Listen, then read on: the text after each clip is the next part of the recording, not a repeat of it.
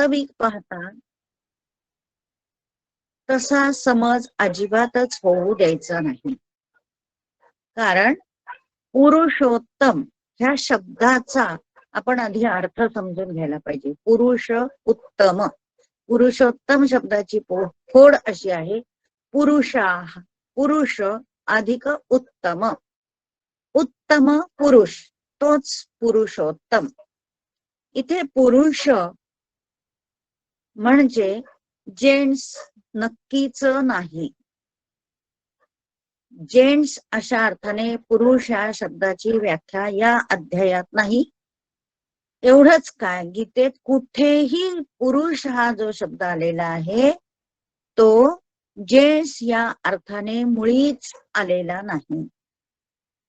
पुरुष हा शब्द वेगवेगळ्या अर्थाने भगवद्गीतेमध्ये आलेला आहे. जीवात्मा या अर्थाने आलेला आहे, आत्मा या अर्थाने आलेला आहे, नंतर पुरुष म्हणजे नुसता जीव या अर्थाने पण आलेला आहे, आणि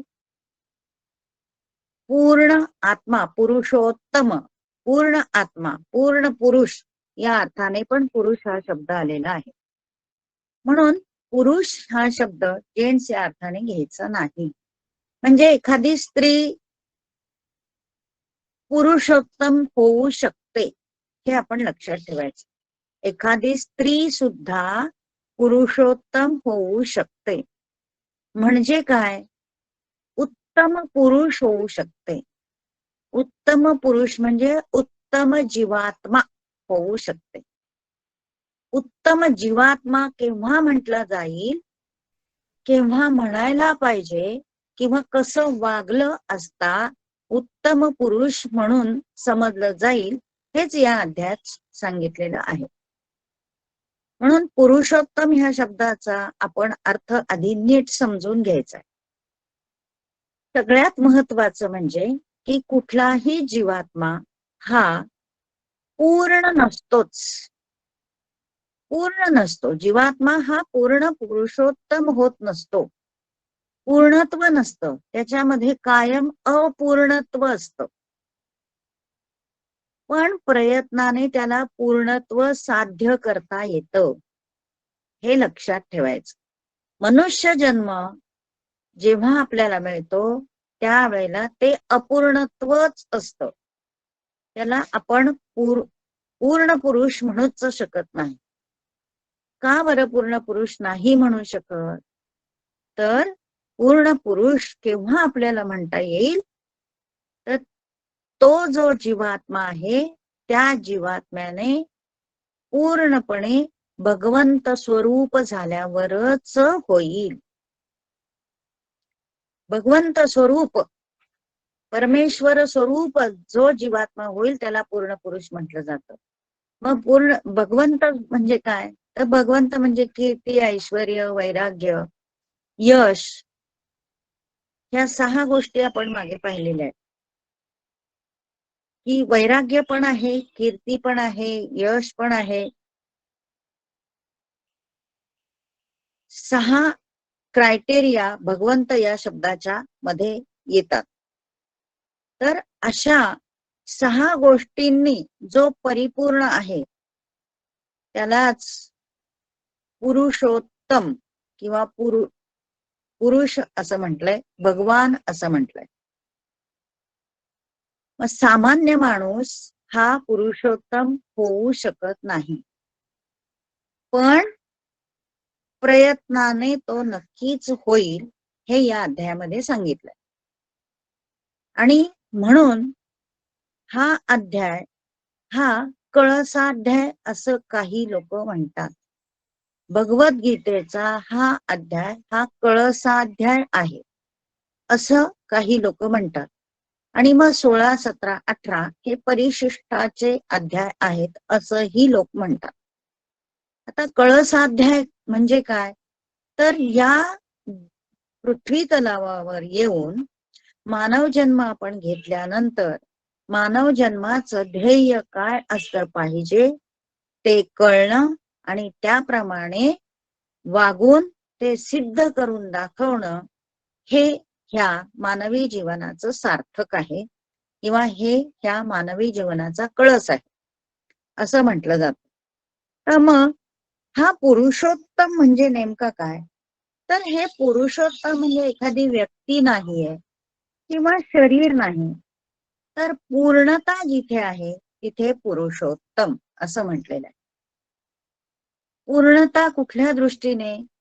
तर संसारिक दृष्टीने आणि आध्यात्मिक दृष्टीने सुद्धा पूर्णत्व प्राप्त होणं. भगवान श्रीकृष्णांना पुरुषोत्तम म्हटलं जातं. का? तर सांसारिक दृष्ट्या सुद्धा त्यांनी सर्व कर्तव्य कर्म पूर्ण केलेली आहेत. जी चारी आश्रमांची कर्तव्य आहेत, म्हणजे कुठला? तर ब्रह्मचर्य आश्रम, संन्यास आश्रम, वानप्रस्थ आश्रम, ही जी चारही आश्रम आहेत, ती चारही आश्रमांची पूर्णता त्या भगवान श्रीकृष्णांनी केलेली आहे. अजून कोणाला पुरुषोत्तम म्हणतो आपण? रामाला पण पुरुषोत्तम म्हणतो. रामाने सुद्धा हे चारही आश्रम पूर्ण केले आहेत. म्हणजे संसारात राहायचं, संसारिक कर्तव्य सर्वच करायची, नीती नियम सांभाळून सर्व कर्तव्य कर्म करायची आणि भगवंत माझ्यात आहे हे प्रगट करून दाखवायचं, हे सिद्ध करून दाखवायचं. हे ह्या दोघांनीही, राम आणि कृष्ण, हे दोघांनीही हे करून दाखवलेलं आहे. म्हणून यांना आपण पुरुषोत्तम राम आणि पुरुषोत्तम कृष्ण असं म्हणतो. या दोघांनी स्वतःतलं जे ईश्वरी तत्व आहे, परमात्मा स्वरूप तत्व आहे, ते सिद्ध करून दाखवलेले आहे. म्हणून पुरुषोत्तम ही एक व्यक्ती नाही, त्यांना आपण नंतर म्हटलेलं आहे. रामाला आपण नंतर पुरुषोत्तम म्हटलेलं आहे, कृष्णाला आपण नंतर पुरुषोत्तम म्हटलेलं आहे. वास्तविक पुरुषोत्तम हे एक प्रभावी तत्व आहे की जिथे पूर्णत्व असतं, जिथे पूर्णत्वच आहे, अपूर्णत्व कुठेही नाही, त्यामध्ये अपूर्णता कुठेही नाही. आपल्या सामान्य माणसांना कायम अपूर्णता असते. ती कोणती असते अपूर्णता? तर आपण सामान्य माणसं कधीही सुखी नसतो.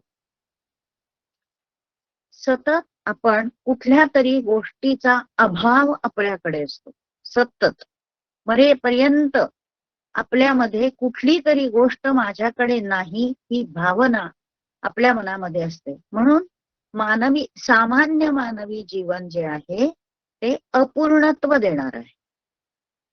मग त्याला पूर्णत्व केव्हा मिळतं? तर भगवंताशी तुम्ही पूर्णपणे जोडले जाता तेव्हा त्याला पूर्णत्व येतं.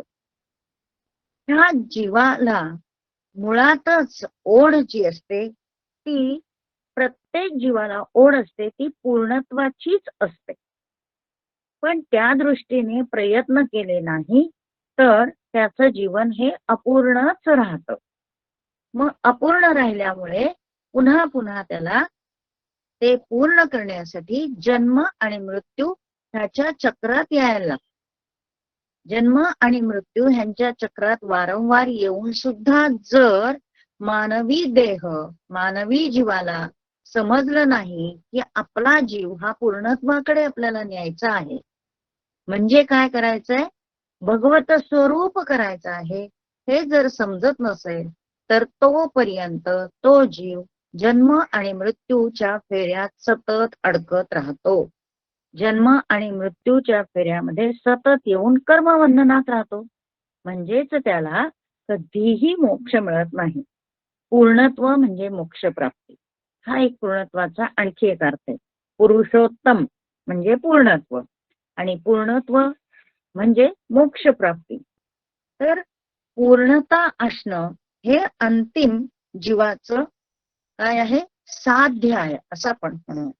जीवन जगायचं आहे तर आपला हेतू किंवा साध्य, आपलं ध्येय काय असलं पाहिजे?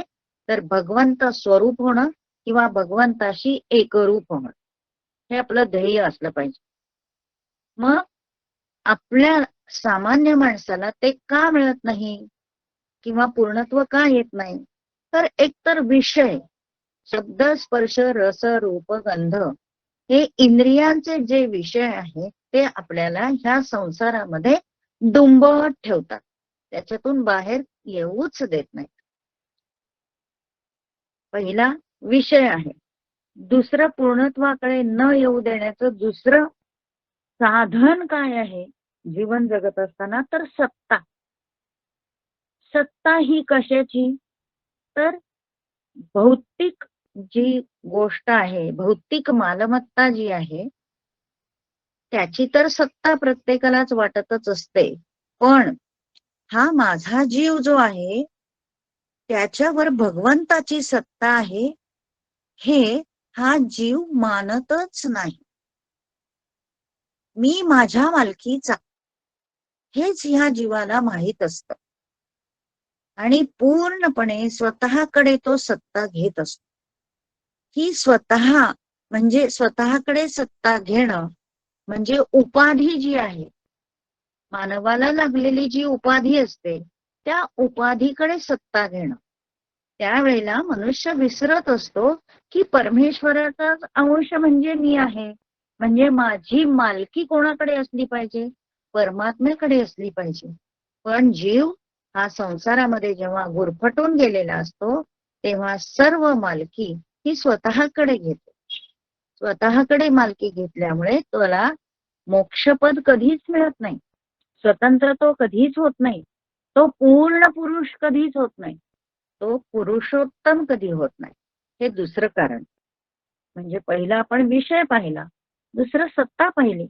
ह्या जीवाला सतत वाटत असतं की ह्या सृष्टीवर फक्त मी आणि माझे नातेवाईक म्हणा किंवा माझी जी इस्टेट आहे, माझं जे काही आजूबाजूचा परिसर, ह्या सगळ्यावर माझ्या एकट्याची सत्ता आहे. पण हा विचार कधीच मनात येत नाही की ह्याच्यावर त्या भगवंताची सत्ता आहे आणि त्याच्या इच्छेप्रमाणे सर्व घडणार आहे. हा जीव मानत नाही. म्हणून दुसरं कारण आहे ही सत्ता. आणि तिसरं कारण आहे पुरुषोत्तम न होण्याचं किंवा जीवन जगत असताना पुरुषोत्तम होण्याचं ध्येय न बाळगणे, याला उपभोग हे एक तिसरं कारण आहे. माणसाला या सृष्टीवर येऊन सर्व भौतिक सुखांचे उपभोग घ्यावेसे वाटत असतात. भौतिक सुख मग ती अनेक प्रकारची असतील, अनेक प्रकारची. उन्हाळ्याला पंखा पाहिजे, एसी पाहिजे, हे भौतिक सुख झालं. किंवा पावसाळा आला छत्री पाहिजे, ऊब पाहिजे, अमुक तमुक. अनेक सुखाच्या, भौतिक सुखाच्या अनेक कल्पना आहेत, अनेक कल्पना आहेत. म्हणजे साधा आपण झोपडीत राहत असू, तिथे जर सुखाने आनंदाने राहत असू तर आपल्याला वाटतं नाही नाही, चांगलं छताचं मोठं सिमेंटचं घर पाहिजे, मग वाटतं बंगला पाहिजे, मग तिथे सगळ्या सोयी पाहिजे. ही सगळी भौतिक सुखाची साधनं आहेत. हे भौतिक सुख जे आहे ते उपभोग घेण्यासाठीच आहे. मग माणसाचं ध्येय काय आहे? परमेश्वर प्राप्ती, हे तो विसरून जातो आणि त्या मार्गाने त्याची वाटचाल जी करायला पाहिजे ती त्याच्याकडनं होत नाही. आणि हे भौतिक सुख मिळवण्यासाठीच आपल्याला भगवंताने, देवाने शरीर दिलेलं आहे असं पूर्णपणे ह्या मानवी देहाला वाटत असतं. म्हणून त्याला पूर्णत्व कधीच येत नाही. हा मानवी देह म्हणजे ह्या सृष्टीवर येऊन ही सर्व भौतिक सुख घ्यायची आणि ती भौतिक सुख घेत असताना मी आणि दुसऱ्या अध्यायात बघा, श्लोक आहे बघा, कामोपभोग परमा एतावदिति निश्चिता हा आशापाश शतैर्बद्धा. दुसऱ्या अध्यायात नाही, मला वाटतं 16व्या अध्यायात आहे. की 16व्या अध्यायात असं सांगितलंय की हे आसुरी जे लोक असतात त्यांना नुसतं भोग घेणं. दुसऱ्या अध्यायातला श्लोक आठवला, कामात्मान स्वर्गपरा जन्मकर्म फलप्रदाम क्रिया विशेष बहुला भोगैश्वर्य गतीम प्रती. म्हणजे हे जीव एकत्र येणार, दोन जीव, त्यांनी मिलन करायचं आणि जे काही भोग आहेत, जे शारीरिक भोग आहेत ते सगळे उपभोगायचे, भौतिक सुख उपभोगायचे, याच्या व्यतिरिक्त जीवनच नाही असं ह्या मानवी देहाला सतत वाटत असतं. म्हणजे उपभोगाची त्याची वृत्ती असल्यामुळे त्याला सत्य स्वरूप जे आहे, आपल्यातलं सत्य स्वरूप जे आहे जे स्वरूप म्हणजे परमेश्वराचाच अंश आहे, जो परमात्मा आहे त्या परमात्म्याचाच अंश जीवात्मा आहे, हे या देहधाऱ्याला कधीच कळत नाही. 12व्या अध्यायात पण सांगितलंय की नाही, की देहधारी जो आहे त्याला निर्गुण परमात्मा कळतच नाही. निर्गुण परमात्म्याची उपासना करणं म्हणजे त्याला खूप क्लेशकारक वाटतं. आणि हा पुरुषोत्तम म्हणजे कोण आहे, तर निर्गुण परमात्माच आहे. एकदा ही संकल्पना आपल्याला पक्की मनामध्ये झाली ना, की पुरुषोत्तम म्हणजे काय, आणि पुरुषोत्तम म्हणजे पूर्णत्व, आणि पूर्णत्व म्हणजे जो परमेश्वर, जो परमात्म्याचा अंश जीवात्मा आहे, त्या जीवात्म्याने स्वतःला शुद्ध करून दाखवून द्यायचं की मीच हा तो सच्चिदानंद घन परमात्मा आहे, निर्मळ आत्मा, जो सतत आनंद देणारा आहे. तो मीच आहे हे स्वतःचे स्वतः सिद्ध करून दुसऱ्यांना पण दाखवून द्यायचं. आणि ह्या सगळ्या प्रक्रिया कशा घडतात किंवा कशा घडल्या पाहिजेत हे या अध्यायात भगवंतांनी आपल्याला सांगितलेलं आहे. म्हणजे पुरुषोत्तम म्हणजे काय, तर अत्यंत शुद्ध निर्मळ अंतःकरण असलेला जीवात्मा. का म्हणायची वेळ आली अशी की शुद्ध अंतःकरण असलेला जीवात्मा, कारण अशुद्ध गढूळ झालेला हा जीवात्मा अज्ञानामुळे कशाला बळी पडलेला असतो, तर षडरिपूंना बळी पडलेला असतो, भौतिक सुखांना बळी पडलेला असतो, विषयांच्या उपभोगांना बळी पडलेला असतो. म्हणून तो अंतःकरणापासून निर्मळ नसतो, आणि अंतःकरणामधून निर्मळ झाल्यानंतरच तो पुरुषोत्तम होतो, पूर्ण पुरुष होतो. आणि त्याची उदाहरणं मी सांगितली की भगवान श्रीकृष्ण आणि प्रभू रामचंद्र हे पुरुषोत्तम होते, म्हणून आपण पुरुषोत्तम असं त्यांना म्हणतो. तर मनुष्याला परमेश्वराने ही संधी दिलेली आहे की तू तुझं अंतःकरण शुद्ध कर. कसं कर अंतःकरण शुद्ध, तर तुम्हाला माहिती आहे, आता आपण बाजारातून दाणे आणतो बघा, सध्या शेंगादाणे आणतो, आणि ते शेंगादाणे आपण निवडून नाही घेतले की नाही, आणि त्याचं भाजायला लागलं की खडखड आवाज येतो, किंवा कूट केला की पण कचकच लागते. याचा अर्थ काय, की शेंगादाण्यासारखाच खडा त्या शेंगादाण्यात होता, पण आपण ते शेंगादाणे निर्मळ करून घेतले नाही, शुद्ध करून घेतलेले नाही. तर ते खडे आपल्याला बाजूला केल्याशिवाय शुद्ध किंवा कचकच नसलेला असा दाण्याचं कूट मिळेल. किंवा तांदूळाचं घ्या, तांदूळ आपण बाजारातून आणल्यावर आपण निवडूनच घेतो, तांदळासारखेच पांढऱ्या रंगाचे सुद्धा खडे त्याच्यामध्ये असतात. ते बाजूला काढले की पांढरा शुभ्र तांदूळ आपल्या हाती लागतो, आणि त्याचं आपण अन्न शिजवतो. तसंच आपल्या आतमध्ये असलेले, अंतःकरणात असलेले जे कामक्रोधादी विकार आहेत, दंभ, दर्प, असूया, स्वार्थ किंवा लोलुप्त्व. लोलुप्त्व म्हणजे काय, प्रत्येक गोष्टीची लोभ करणे, लोलुप्त्व, किंवा संशय. भगवंताबद्दल सुद्धा आपल्याला संशय असतो की खरंच का, मी असं केलं तर असं खरंच घडतं का, गीता म्हटली तर खरंच आपल्याला काहीतरी मिळतं का, शक्ती मिळते का, किंवा आपण भवसागरातून तारून जातो का, खरंच आहे का हे, छे, त्याच्याबद्दल संशय घेणं, प्रत्यक्ष भगवंताच्या अस्तित्वाबद्दलचा संशय घेणं. ह्याच्यामुळे आपलं अंतःकरण आहे हे मलिन झालेलं असतं, गढूळ झालेलं असतं, त्यात अनेक प्रकारचे संशयांनी ते बरबटलेलं असतं. अनेक प्रकारचे संशय आहेत किंवा अनेक प्रकारचे विचार आहेत, अस्थिरता आहे.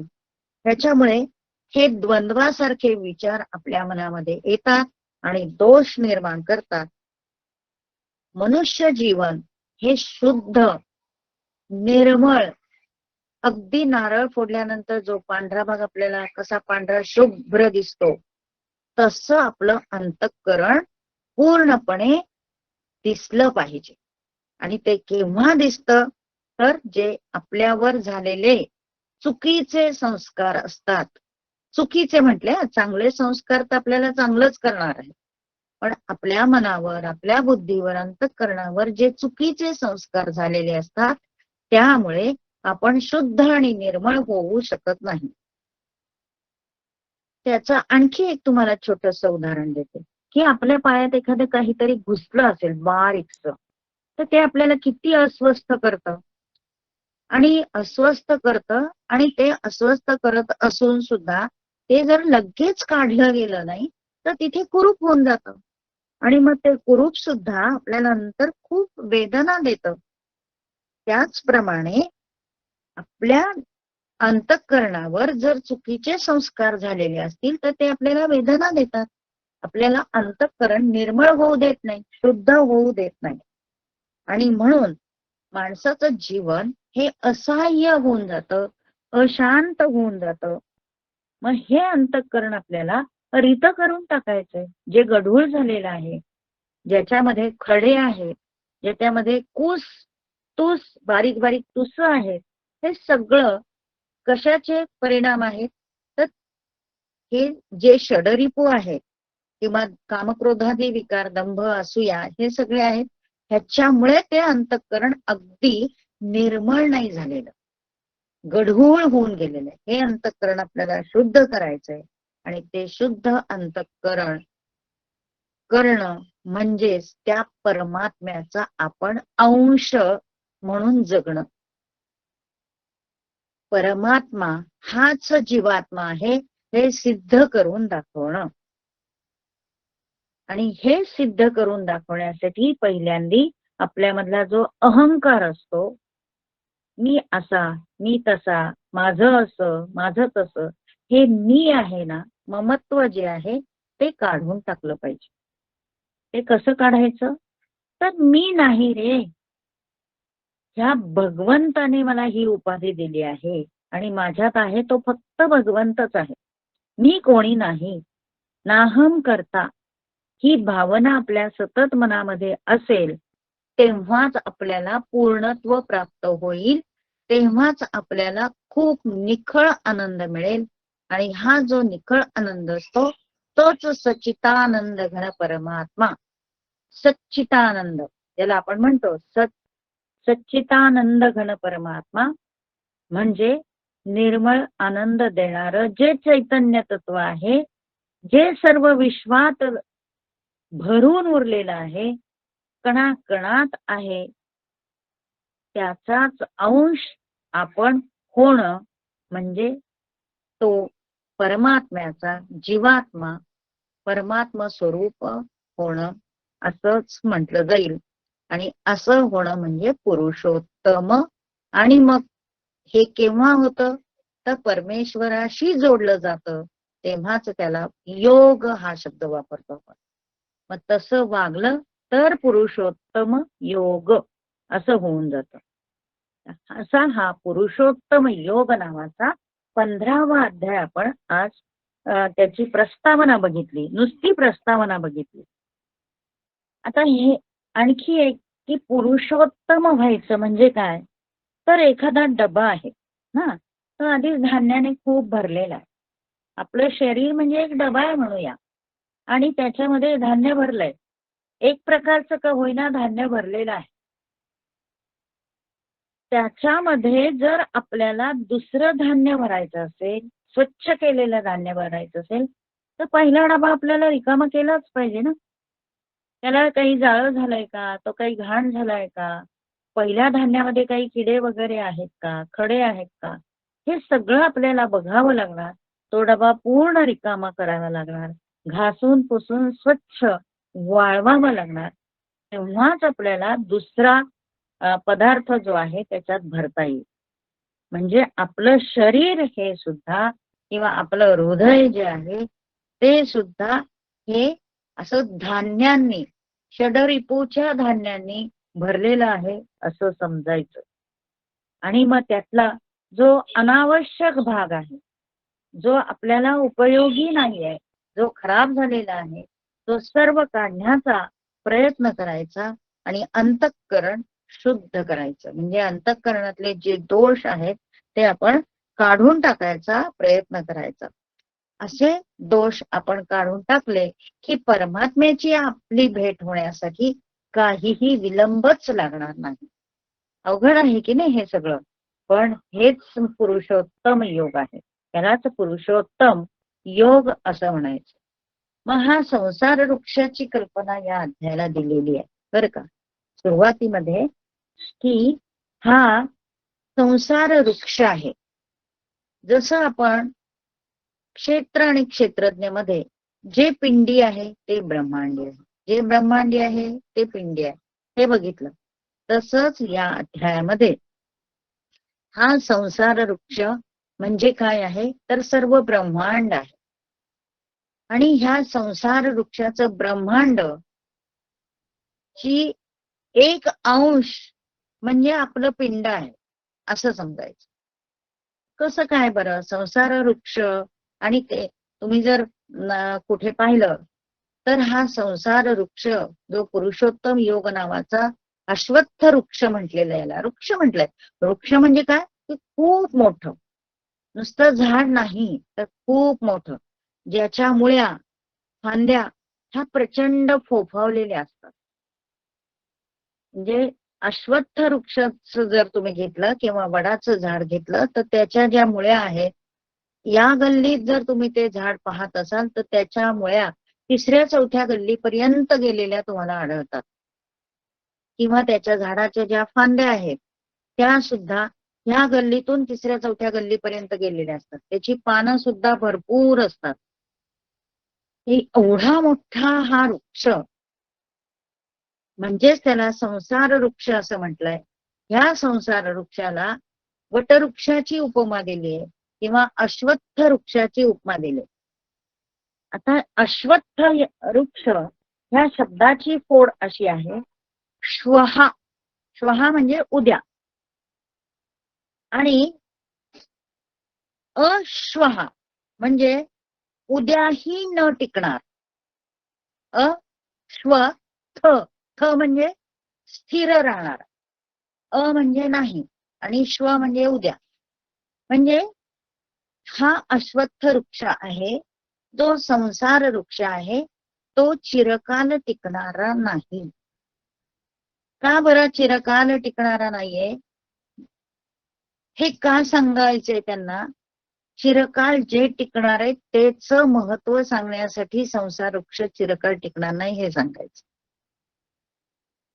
कशाचं महत्व सांगायचंय तर परमेश्वराचं जे अस्तित्व आहे, जो परमात्मा हा सच्चिदानंद घन परमात्मा, जे चैतन्य तत्व आहे ते अविनाशी चैतन्य तत्व आहे.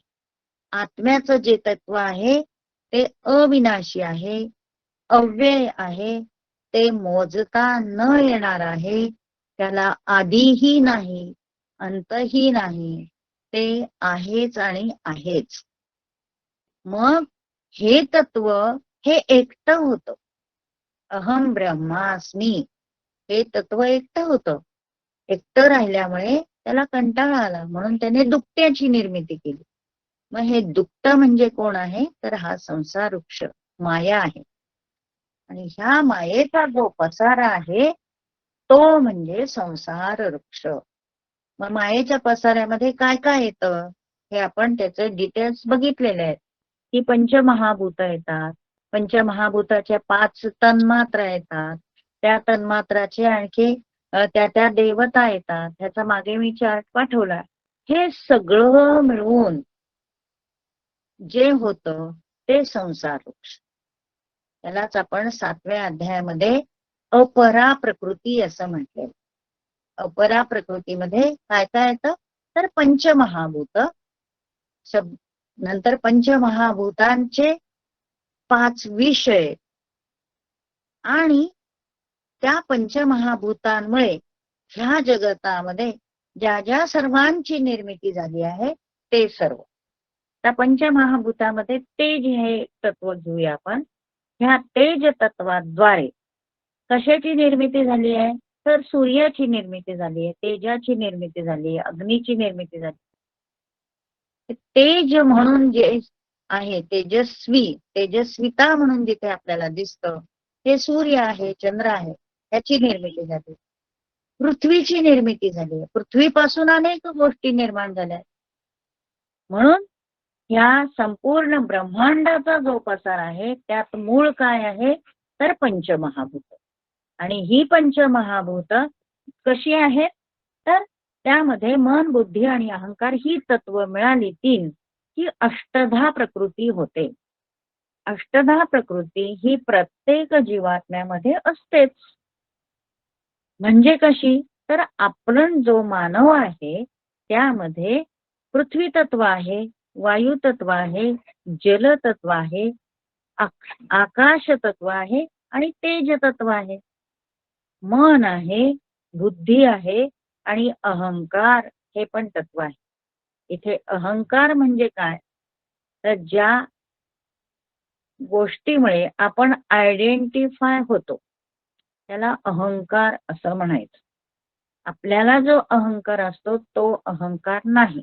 ज्यामुळे मी आयडेंटिफाय होते की मी माणूस आहे, मी स्त्री आहे, मी पुरुष आहे, मी पक्षी आहे, मी प्राणी आहे, मी अमुक आहे, मी पृथ्वी आहे, मी अमुक आहे, मी तमुक आहे, हे ज्या गोष्टीमुळे आयडेंटिफाय होतं, ज्याला उपाधी असं अध्यात्मा म्हणतात, ती उपाधी म्हणजेच काय आहे? अहंकार. ह्या ज्या पाच पंचमहाभूत आणि हे तीन तत्व मिळून 8 होतात, म्हणून याला अष्टधा असं म्हणतात. धारण केलेलं हे परमेश्वराचाच एक अंग आहे, बहिरंग आहे म्हणूया. मग परमेश्वराचं अंतरंग काय आहे? हा परमात्मा बाहेरून दिसतोय आपल्याला, ह्यांच्या मार्फत दिसतोय, पृथ्वीच्या मार्फत दिसतोय, आकाशाच्या मार्फत दिसतोय, तेजाच्या मार्फत दिसतोय, जलाच्या मार्फत दिसतोय. अशा वेगवेगळ्या रूपांमध्ये आपल्याला हा परमात्मा दिसतो. मग न दिसणारा परमात्मा कोण आहे? तर ती पराप्रकृती. पराप्रकृती म्हणजे जे चैतन्य तत्व. परा आणि अपरा दोन्ही मिळून ही सृष्टी निर्माण झालेली. आणि ह्या संपूर्ण सृष्टीचा जो पसार आहे त्यालाच काय म्हटलेलं आहे? त्यालाच अश्वत्थ वृक्षाची कल्पना दिलेली आहे. हे झालं ब्रह्मांडाचं विवरण. हे झालं ब्रह्मांडाबद्दल. अश्वत्थ वृक्ष म्हणजे काय? तर ब्रह्मांड. आणि ब्रह्मांड म्हणजे काय? तर परा आणि अपरा प्रकृती आणि तिचा सर्व विस्तार. पण ते पिंडी कसं आहे? त्याच्यासाठी एक उदाहरण देतो की पिंडी कसं आलं. तर प्रथम आपण हा विचार करायचा की मी कुठून आलो. निश्चित आपण सांगणार की माझे आई वडील त्यांच्यामुळे मी आहे.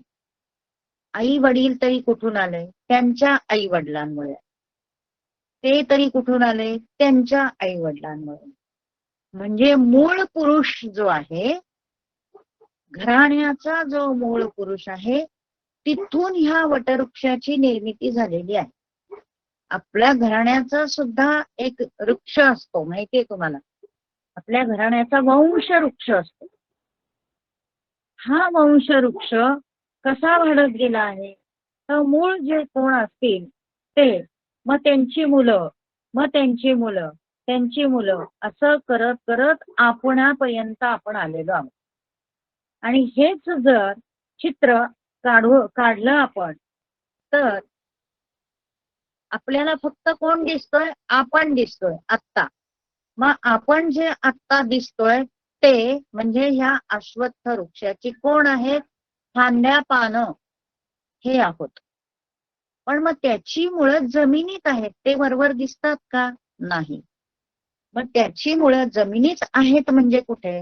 तर हा जो पिंपळ वृक्ष आहे, अश्वत्थ वृक्ष आहे, तो उलटा करायचा. म्हणजे मुळं वर घ्यायची आणि फांद्या, पानं हे सगळं खाली घ्यायचं.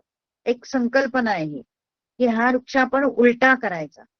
उलटा केल्यानंतर त्याचं मूळ कोण असणार आहे, तर ते वर स्वर्गात असणारे जे आपले पूर्वज आहेत. मग ते किती पिढ्या आहेत आधी ते आपल्याला माहित नाही, तर हे आपले पूर्वज आहेत. आणि त्या पूर्वजांपासून हा आतापर्यंत आपल्या सृष्टीला आपण जो दिसतो आहे तो वृक्ष निर्माण झालेला आहे, तो पसारा निर्माण झालेला. हे जे आता तुम्हाला सांगितलं ते म्हणजे काय, पिंडी. आणि ब्रह्मांडाचा वृक्ष मगाशी सांगितलंय, परा आणि अपरा प्रकृती म्हणजे ब्रह्मांडाचा विस्तार. आता ऊर्ध्व ब्रह्मांड जे पिंडी ते ब्रह्मांड. तर ब्रह्मांडाचं ऊर्ध्व कोण आहे, तर सत्य लोकामध्ये. आपण सप्त स्वर्गामध्ये सत्यलोक बघितला आहे. सत्यलोक म्हणजे मूळ आहे. परमेश्वराने जी निर्मिती केली आहे या सृष्टीची, त्या सृष्टीमध्ये प्रथम निर्माण झालेला जो सत्यलोक आहे तिथे त्याचं मूळ आहे. आणि मग त्याचा विस्तार होत होत होत या पृथ्वीवर सप्तलोकांद्वारे त्याचा विस्तार झाला. 14व्या अध्यायात आपण काय बघितलंय, ऊर्ध्वं गच्छन्ति सत्वस्था मध्ये तिष्ठन्ति राजसाः. हा श्लोक बघितला की नाही.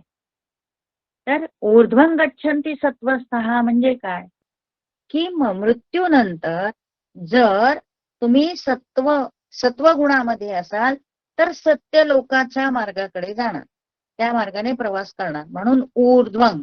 आणि तो ऊर्ध्व म्हणजे हा सत्यलोक आहे.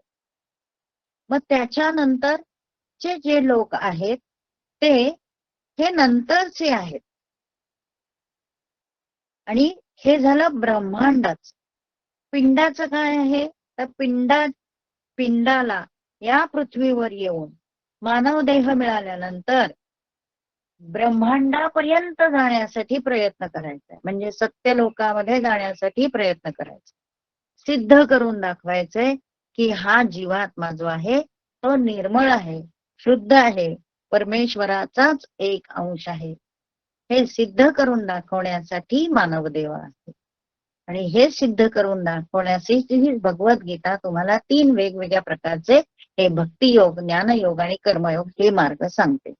मग सप्तलोकामध्ये जर मूळ आहे तर तो सप्तलोकातलं जे मूळ आहे ते म्हणजेच तो पुरुषोत्तम. तो पुरुषोत्तम जो आहे त्याने सिद्ध करून दाखवलेला आहे की हे माझं अंतःकरण निर्मळ आहे. आणि नुसतं निर्मळ नाही तर हा देह मी कशासाठी वापरलेला आहे, हा देह मी निष्काम कर्मयोगासाठी वापरला आहे, जगाच्या कल्याणासाठी वापरलेला आहे. देह हा माझा पूर्ण त्यासाठी झिजला आहे. माझं अंतःकरण आणि परमात्म्याचा अंश हे दोन्ही एकरूप आहे, हे माझ्या मी कर्तृत्वाने दाखवून दिले आहे.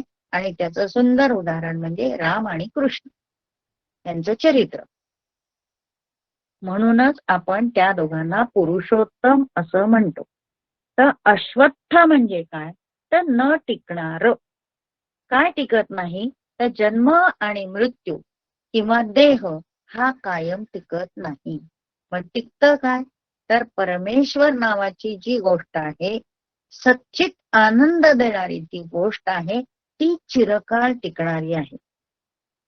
म्हणून अश्वत्थ वृक्षाची जी कल्पना मांडलेली आहे या अध्यायामध्ये ती अशा अर्थाने मांडलेली, जे पिंडी ते ब्रह्मांडी, जे ब्रह्मांडी ते पिंडी. पिंडी म्हणजे काय, तर आपले पूर्वज म्हणजे अश्वत्थ वृक्षाची मुळं असं समजूया. आणि ब्रह्मांड म्हणजे काय, तर ह्या सृष्टीची निर्मिती सत्यलोकापासून झालेली आहे आणि त्याचा पसारा आता ह्या पृथ्वी लोकापर्यंत, भूलोकापर्यंत आलेला आहे. ती सत्यलोकापासून भूलोकापर्यंतचा सर्व जो पसारा आहे तो म्हणजे ब्रह्मांड, हा अश्वत्थ वृक्ष. मग ह्या सत्यलोकाची जी निर्मिती झालेली आहे त्याला सुरुवात कशापासून झाली, ओंकारापासून झालेली. ओम, अकार तो ब्रह्मा, उकार तो विष्णू, मकार महेश. ओम पासून त्याची निर्मिती झाली. मग ह्या अश्वत्थ वृक्षाचं बीज सुद्धा काय आहे? ओम हेच बीज आहे. आणि त्याचं मूळ, बीज आणि मूळ एकच. बीज हे बीज राहतं, ते मुरलं, जमिनीत मुरलं तर नंतर त्याला अंकुर येतो आणि मग त्याचं मूळ तयार होतं. आपण आताच जर हा प्रयोग करून बघितला, सध्या पाऊस पडतो, एखादं वाटाण्याचं जरी बी टाकलं जमिनीमध्ये, 4 दिवसांनी बघितलं तर त्याला वर काय येतात? 2 अशी दलं येतात आणि त्याचं थोड्या दिवसांनी पाहिलं तर त्याचं मूळ जमिनीत असतं. म्हणजे मूळ बीज जे आहे ते ओंकार स्वरूप असं आहे. आणि 14व्या अध्यायामध्ये बघितलंय की भगवंत म्हणतात, मम योनिर्महद ब्रह्म, म्हणजे भगवंताची जी योनी आहे ती प्रकृती आहे, माया आहे. आणि त्याच्यामध्ये बीज म्हणजे आत्मा हा परमात्म्याचा जो अंश त्यांनी टाकलाय, ह्यांच्या संयोगाने ही सृष्टी निर्माण झाली. अशा ह्या सृष्टीशी आपल्याला काय घेणं असं पडतं, आपल्याला प्रश्न पडतो. काय घेणं म्हणजे हेच घेणं आहे की मानव जन्माला म्हणून जन्माला आल्यानंतर आपल्याला पूर्णत्वाकडे जायचं. आणि पूर्णत्वाकडे जायचं असेल तर आपल्याला भगवंताशी जोडलं गेलं पाहिजे. भगवंताशी जोडलं जाण्यासाठी आपल्या ज्या वासना आहेत किंवा संसार करत असताना जे कामक्रोधादी विकार आहेत त्यांची आपल्याला हकालपट्टी करून टाकायची. त्या सगळ्यांची हकालपट्टी केल्यानंतरच शुद्ध निर्मळ बीज असं खाली राहणार आहे. आणि ते शुद्ध निर्मळ बीज म्हणजेच परमात्म्याचा अंश. मग हे असे आपण हा संपूर्ण परमात्मा, हा जीवात्मा एका ईश्वरी तत्वाने जोडला गेलेला होता. म्हणून हा अध्याय ह्या 3 तत्वांनी जोडला गेला आहे. कुठलं? एक ईश्वर, दुसरं जीवात्मा आणि तिसरं परमात्मा. मग ह्या परमात्म्याशी आपण शरीराने जोडलं जातो, भक्तीने जोडलं जातो, ज्ञानाने जोडलं जातो. आणि ते केव्हा जोडलं जाईल तर त्यांनी 5व्या श्लोकामध्ये त्याचं उत्तर सांगितलंय. निर्माण मोहा जितसंग दोषा अध्यात्मनित्या विनिवृत्त कामा द्वंद्वरी मुक्ता सुखदुःख संज्ञर गच्छन्ते मूढा पदम अव्ययम तत्, असं त्यांनी 5व्या श्लोकात या अध्यायामध्ये सांगितलंय. तर 1 ते 6 श्लोकामध्ये संसार वृक्षाचंच वर्णन केलेलं आहे. आणि भगवत प्राप्तीचा उपाय, भगवत प्राप्तीचा उपायाचा श्लोक आत्ताच मी तुम्हाला सांगितलं. 5व्या श्लोकामध्ये भगवत प्राप्तीचा उपाय सांगितलाय. आणि हृदय हे कसं करायचंय? शुद्ध करायचंय. शुद्ध करायचंय म्हणजे काय? तर षडरिपूंना बाजूला करून टाकायचंय. रिपू आहेत, ते शत्रू आहेत. रिपू म्हणजे शत्रू. त्या शत्रूंना हळूहळू हळूहळू आपण बाजूला करायचंय. शत्रूंना बाजूला करून सद्गुरूंचे जे चरण कमल आहेत त्या चरण कमलांशी आपण एकरूप व्हायचं. सद्गुरूंच्या चरण कमलाशी आपण एकरूप झालो की आपले अष्टसात्विक भाव हे जागृत होतात. ते सामर्थ्य सद्गुरूंमध्ये आहे. आपल्या हृदयातले जे अष्टसात्विक भाव असतात ते जागृत करण्याचं कार्य फक्त सद्गुरूंमध्ये आहे. सामर्थ्य फक्त सद्गुरूंमध्ये आहे. हा देह अज्ञानी आहे. हा देह कामक्रोधादी विकारांमध्ये बुडून गेलेला आहे. उपभोगामध्ये बुडून गेलेला आहे. सत्तेच्या लोलुपत्वामध्ये बुडून गेलेला आहे. त्याने बरबटलेला आहे. पण त्या सगळ्यांना बाजूला करण्याचं सामर्थ्य एकाच फक्त सद्गुरूंमध्ये असतं. आणि सद्गुरूंचे आपण चरण जर धरले, सद्गुरूंनाच सर्वे सर्वा मानलं तर ते आपले हे सगळे विकार दूर करतात. आणि आपलं मन हे एकदम शुद्ध निर्मळ असं होऊन जातं. म्हणजे ही अखंड सृष्टी जी आहे ती म्हणजे अश्वत्थ वृक्ष आहे. आणि वेद जे आहेत, हे ज्ञान आपल्याला कुठून मिळालं? तर वेदांच्या मार्फत मिळालंय. हे सगळं ज्ञान आता आपण जे सगळं बोलतोय, अभ्यास करतोय, ऐकतोय, हे सगळं ज्ञान कोणी दिलंय आपल्याला? तर वेदांनी दिलंय. आणि वेद हे कसे निर्माण झालेले आहेत? तर वेद त्या ऋषी मुनींच्या सतत सतत तपश्चर्येने, भगवंताशी सतत एकरूप होण्याने, भगवंतांनी त्यांच्या मुखातून ते काय केले? प्रसारित केले. भगवंताच्या मुखातून ते प्रत्यक्ष भगवंत हे अव्यक्त स्वरूपात असले, अमूर्त स्वरूपात असले, निर्गुण निराकार असले, तरी ऋषी मुनींनी सतत त्यांचं ध्यान, जप, मनन, चिंतन करून करून ते भगवंत स्वरूप झाले. आणि भगवंतांनी वेळोवेळी त्यांना जी शारदा माता त्यांच्या जिभेवर प्रसन्न केली, ती त्यांनी लेखी स्वरूपात उतरवून काढली, आणि ते म्हणजे वेद आहेत. हे ज्ञान आपल्याला वेदांच्या स्वरूपातून आपल्यापर्यंत आलेलं आहे. म्हणून वेद ही जे आहेत, ही ह्या संसार वृक्षाची पानं आहेत असं समजूया. आणि अशा वेदांचं जे तात्पर्य आहे, वेदांचं तात्पर्य काय आहे? भगवंताशी एकरूप होणं, भगवंताशी आपण संधान साधणं. हे वेदांचं सर्व वेदांचा उद्देशच असा आहे की भगवंताशी एकरूपता साधणं. ही जेव्हा आपण एकरूपता साधतो, त्यावेळेला ह्या संसार वृक्षामधून जो परमात्मा आहे त्याची आपल्याला जाणीव होते. मग ही जाणीव होण्यासाठी संसार वृक्षाच्या किंवा संसारातल्या ज्या वासना आहेत त्या आपल्याला हळूहळू कमी करायच्या. आणि म्हणून त्याला काय म्हटलंय त्यांनी?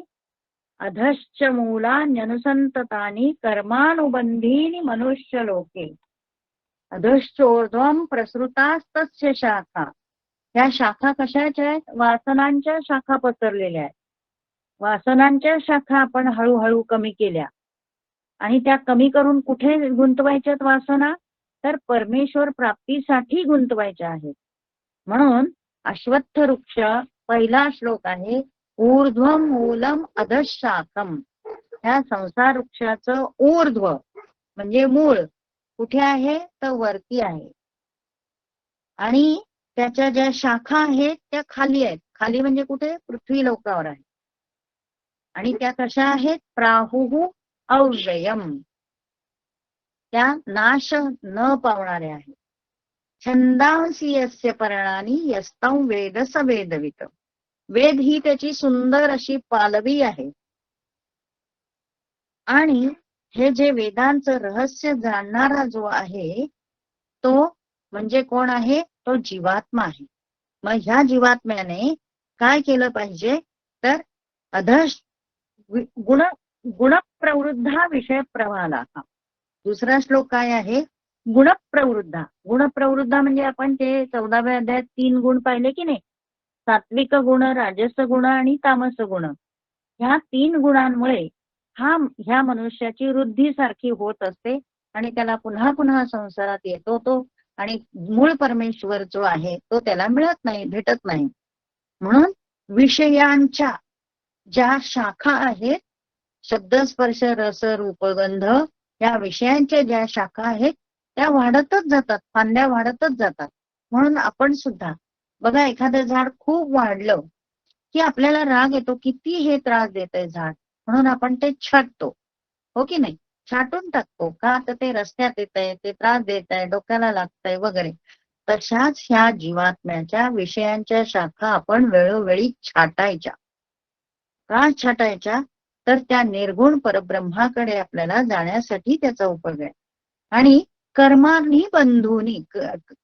कर्मानुबंधीनी आपली जी कर्म आहेत, म्हणजे वासनारूपी जी कर्म आहेत, ती आपल्याला पुन्हा पुन्हा बंधनात टाकतात, पुन्हा पुन्हा अडकवतात, आपल्याला मोक्ष मिळू देत नाही.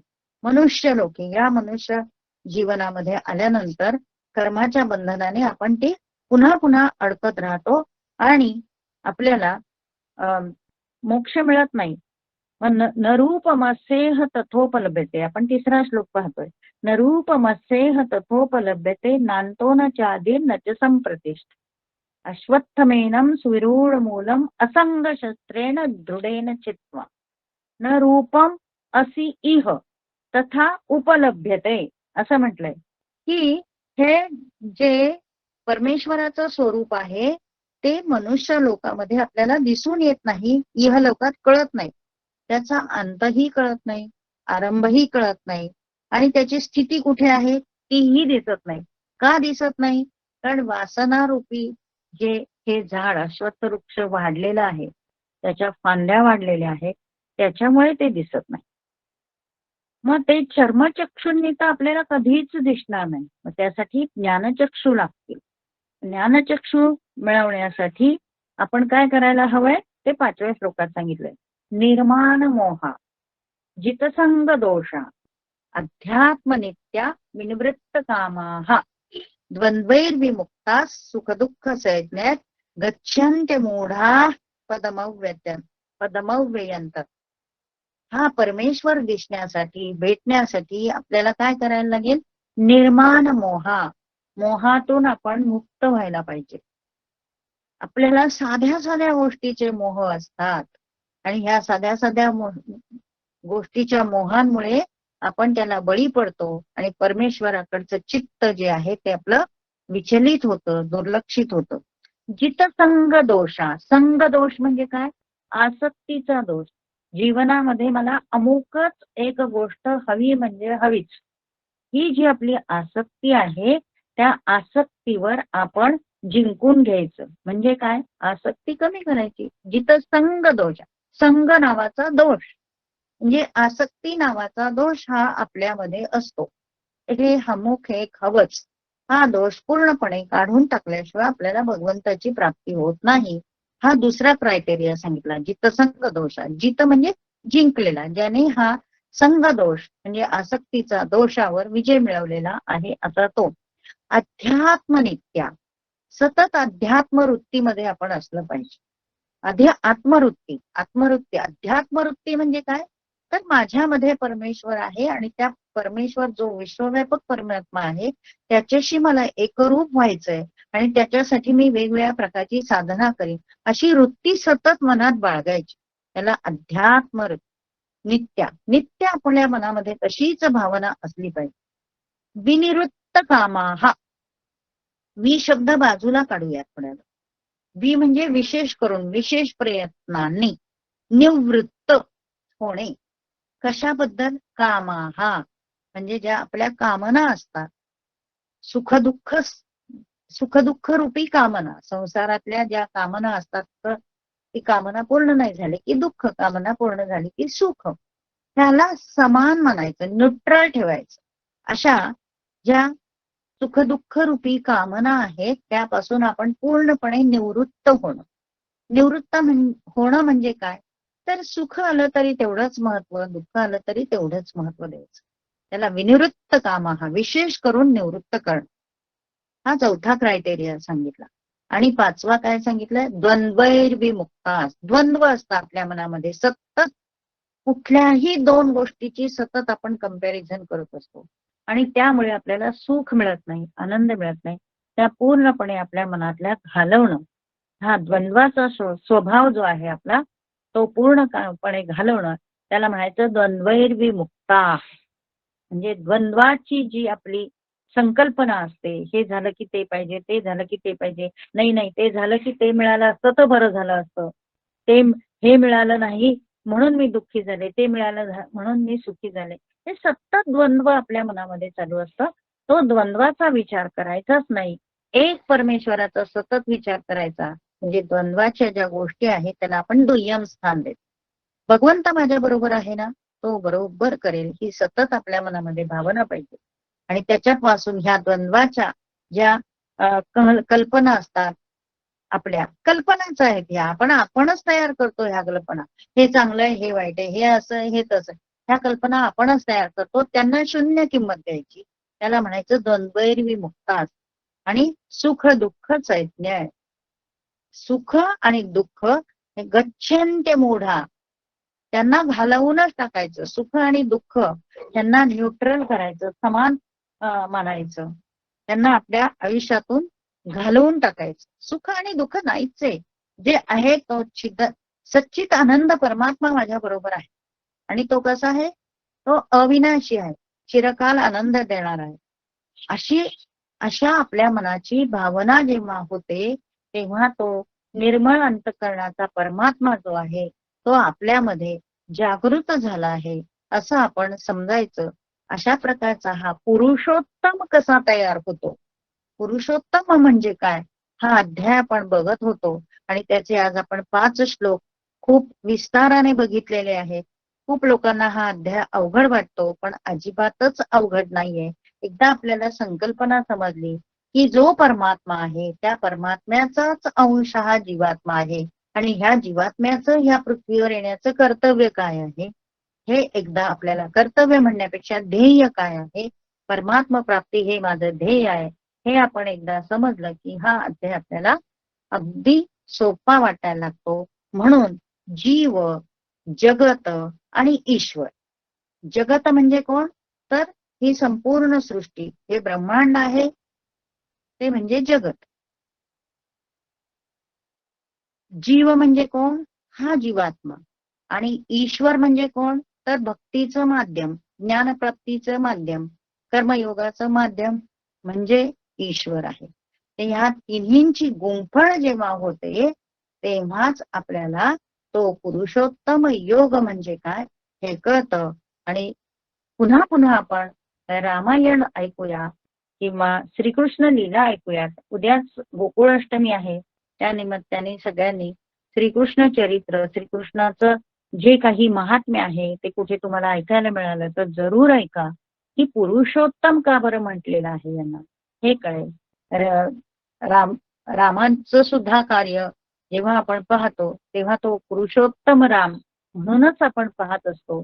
तर असा हा पुरुषोत्तम त्यांनी सर्व भौतिक गोष्टींवर विजय मिळवून परमेश्वराची प्राप्ती करून घेतलेली आहे आणि भगवान श्रीकृष्णांनी सुद्धा तेच केलेलं आहे. तर उद्याच्या ह्या जन्माष्टमीच्या निमित्ताने आज आपण भगवान श्रीकृष्ण हे स्वतः पुरुषोत्तमच कसे होते, तर हे सगळ्या गोष्टीतून ते पार झालेले होते आणि हेच त्यांचं महत्व आहे, हेच त्यांचं कार्य आहे आणि हाच त्यांचा महिमा आहे. त्याची आठवण ठेवून उद्या आपण पुरुषोत्तम योग नावाचा 15वा अध्याय सगळ्यांनी वाचूया. आणि सगळी गीता वाचली तर उत्तमच आहे. श्रीकृष्ण जयंतीच्या निमित्ताने सगळ्यांनी भगवद्गीता वाचावी. त्या निमित्ताने भगवान श्रीकृष्णांचं कार्य आपल्याला कळतं, आपल्यामध्ये गीतेचे तत्व न कळत मुरतात, न कळत आपण ते अंमलात आणू शकतो. त्याच्यावर आपल्या मनावर, बुद्धीवर, अंतःकरणावर त्या तत्वांचे संस्कार होतात.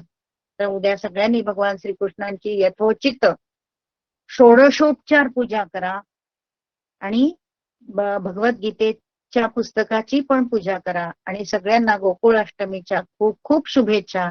आपापल्या घरी सगळ्यांनी गोकुळाष्टमीचा हा जन्मोत्सव खूप छान आनंदाने साजरा करा आणि परवाच्या दिवशी काला करून सगळ्या आपल्या घरातल्या लोकांना तो प्रसाद म्हणून वाटा. कारण काल्याचा पण अर्थ एखाद दिवशी मी विस्तृतपणे तुम्हाला नक्कीच सांगेन. आपल्याला निरूपणालाच वेळ पुरत नाही. काल्याचा अर्थ पुढच्या बुधवारी जमलं तर मी नक्की सांगेन. तोपर्यंत तुमचा काला खाऊन झालेला असेल. पण काला म्हणजे नेमकं काय, तर हे आध्यात्मिक दृष्टीने पुढच्या वेळी तुम्हाला मी सांगण्याचा वेळात वेळ काढून प्रयत्न करेन. आज इथेच थांबूया. 15व्या अध्यायाचे 5 श्लोक झालेले आहेत. पुढच्या बुधवारी पुढच्या श्लोकांचा अभ्यास करू. धन्यवाद.